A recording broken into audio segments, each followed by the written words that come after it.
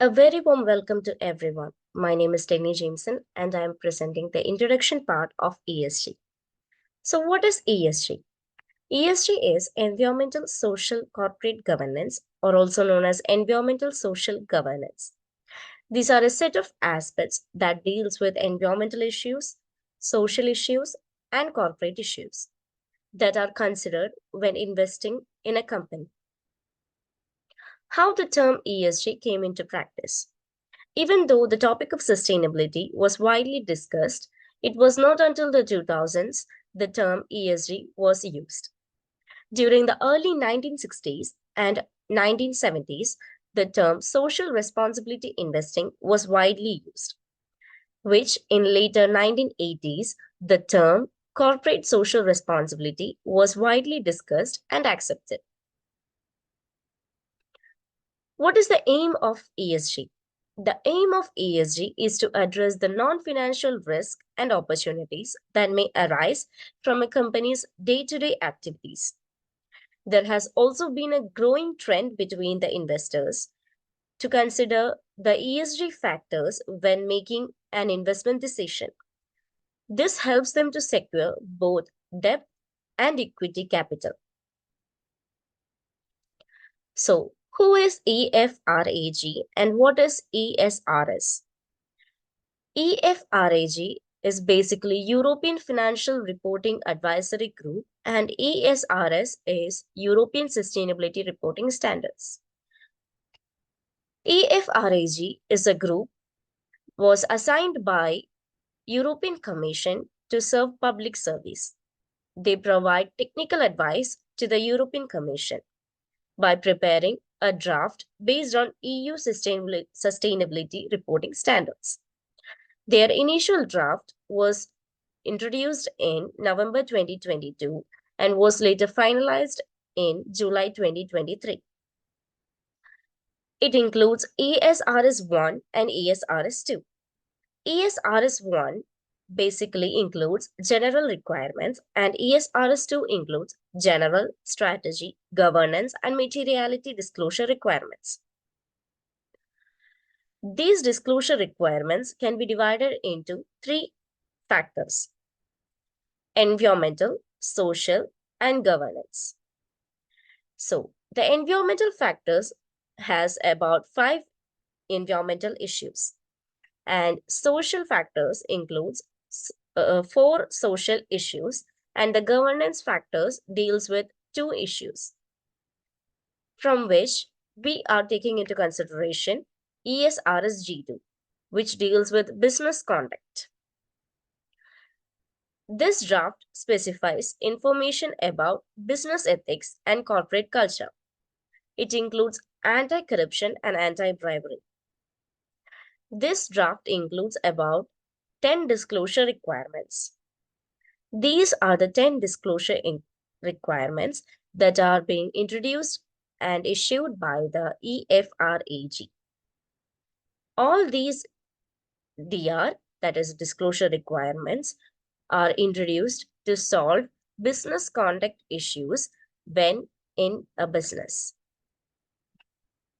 So now let's talk about factors of governance and what is G2 and how it affects sustainability. Imagine a future where businesses, governance, and all other non-profit organizations, all of them work together to create a thriving society that meets our needs without harming future generation. And that's what we call sustainability.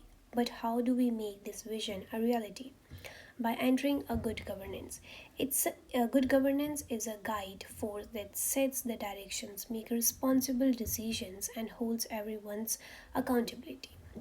G2 is related to business conduct. It is a government governance and it is one of the element of governance which manages and controls and regulates ethical behavior and practices of organizations. Researchers have identified 7 key factors that make up good sustainability governance. By understanding these factors and how they work together, organization can build a strong framework for implementing sustainable practices. Here are how good governance helps organizations become more sustainable. Clear vision and vision. A strong vision helps to lay out organization's long-term goal for a sustainable future. The mission translates that vision into an action outlining how they will achieve it. Effective policies or policies, well-defined policies, ensures that environmental, social and economic considerations are part of every decision to be made. Reporting. Regular reporting on sustainability affects building trust and allows stakeholders to see progress. Open communication, keeping everyone informed about sustainable goals. This fosters collaboration and sense of shared responsibility. Strong leadership.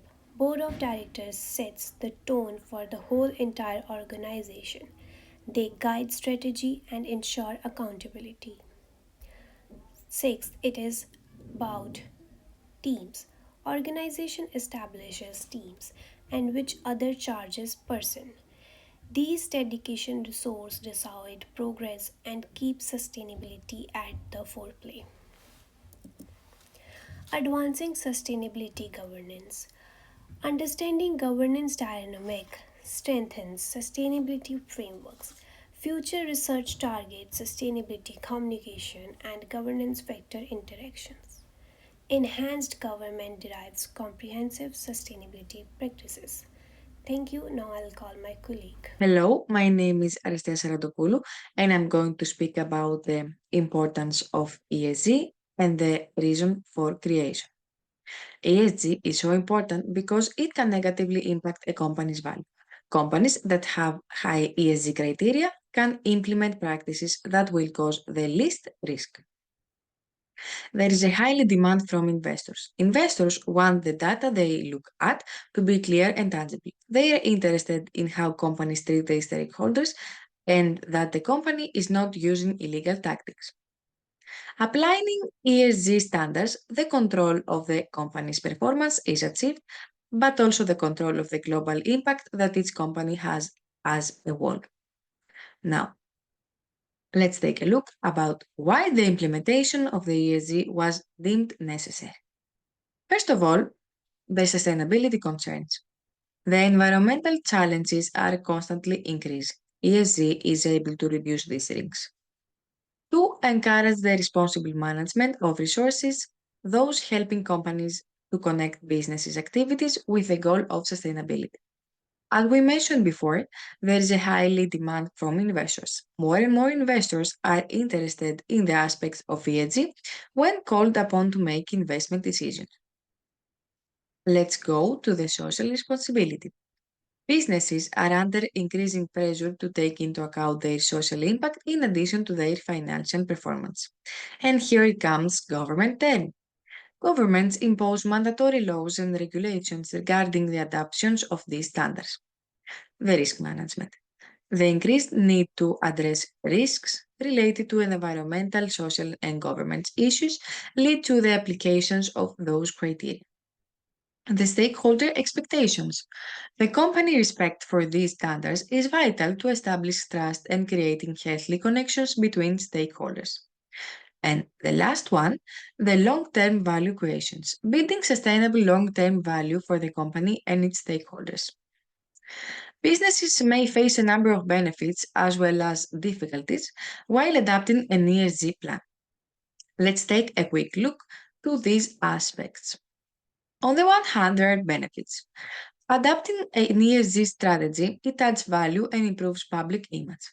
It facilitates growth and access to sustainable investment. It leads to cost saving through environmentally friendly practices. It engages employee engagement and satisfactions, and it also improves risk management and strengthens future regulatory protections. On the other hand, there are negatives. Adapting an ESG strategy, it can be costly and time consuming. There is a high risk of being perceived as greenwashing. The potential conflicts with short term financial goals and its complexity to navigate around the ESG standards and compliance.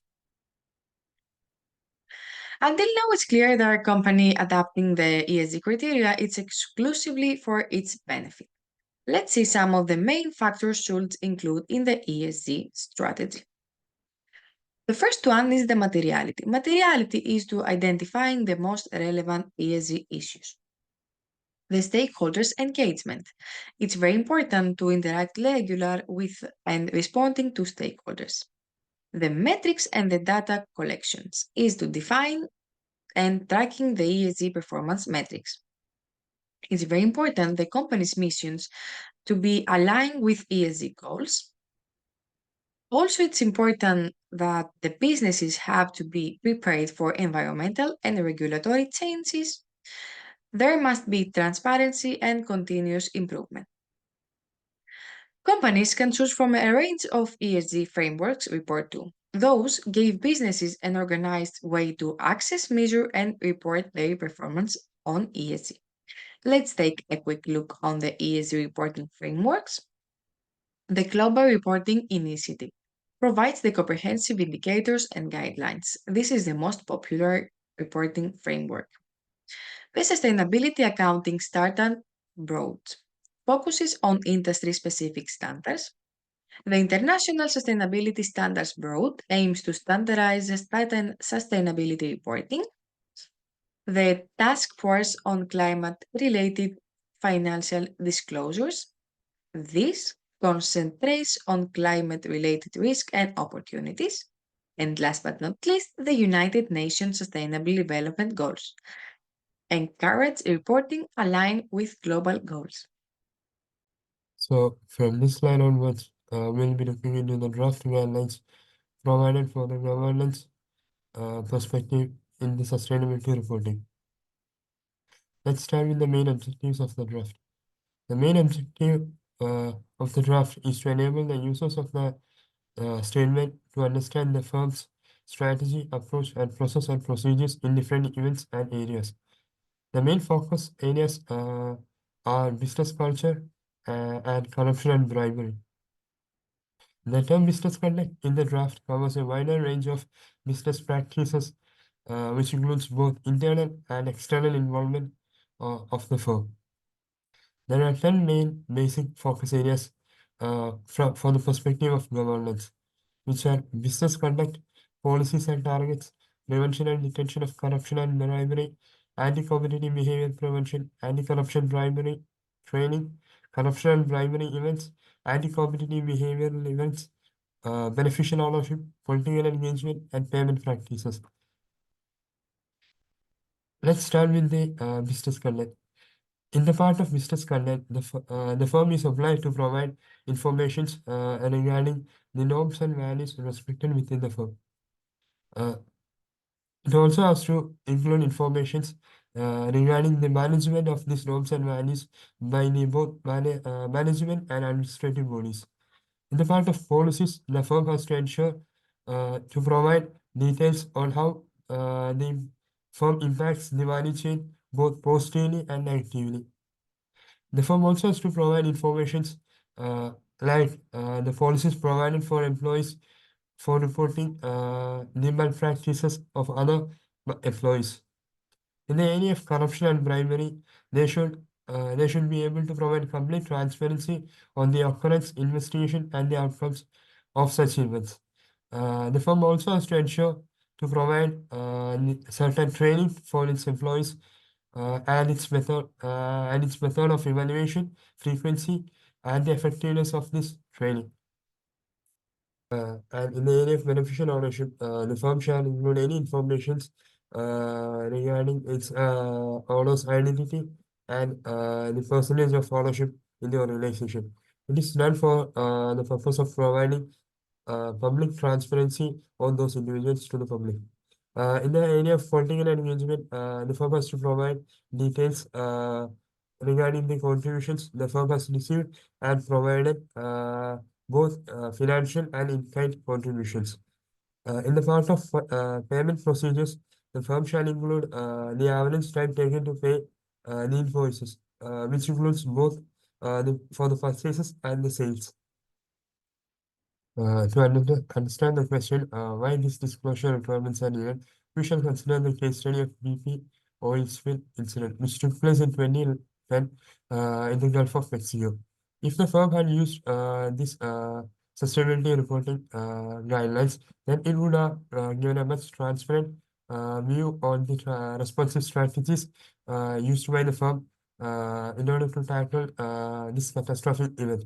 And by doing so, the firm would have given more information to its public and its shareholders regarding the firm's quick decision-making abilities and how it treated the employees who were found guilty in the incident, and what changes the organization has brought in its management and administrative bodies after the incident, and so on. Hi, my name is Georgianidis, and I will show you the expectations that our team FA Blasters have about the ESG and especially for the Factor G governance in the near future. First of all, we will start from the year of 2019 and we will see the invest amount of ESG funds. As we can see, for the 4 years, we have an increase in amounts, except from the last year, 2022, that we have a decrease about 60%, and the reason is because of the war that exists in Ukraine. But analysis have showed us that until 2026, by this year, the global ESG-related assets under the management will reach almost the $33.9 trillion. Now, we will see how the ESG affect the investor's decision. According to a research of Bloomberg, which made with CEOs and administrative members, a high percentage of them said that eventually no investment decision will be made without considering ESG, something that shows us how important is the ESG for investors at this moment. At the next file, we will speak for G factor, which is the start point for existing the other two factors, the factor social and the factor environment. At the years that all the world started to care about the climate change, for the companies,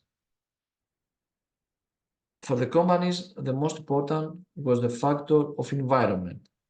Now this has changed, and the companies cares more about the factor G, the governance. As the Anita Ramasastri said, robust corporate integrity is absolutely key to the realization of human rights and environmental sustainability.